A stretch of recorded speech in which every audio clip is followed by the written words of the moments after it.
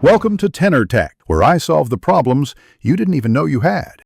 You begin by opening OneNote and creating a page titled for the topic. This keeps your ink organized. Tap Draw, pick a pen tip and thickness, use a finer nib for detailed notes, a broader one for emphasis. Once done, enable the inking tools and, if available, turn off touch input to avoid palm marks. Make sure your stylus battery is charged and paired. This avoids jumps or lag while you write. You're ready to write directly on the canvas with full pen control. Now focus on how you ink. Vary pressure to create thin versus bold strokes for headings and details. You'll switch pens and highlighters mid-note to color code ideas. Use the eraser to clean specific strokes rather than whole lines. Once done, use the lasso to select ink and move or resize it. Try the ink-to-text conversion when you want editable typed notes. Also employ the on-screen ruler and shape recognition to make diagrams tidy.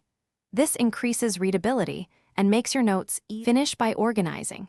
Tag key ink with flags or categories so you can filter later. Move pages into sections and notebooks for long-term order.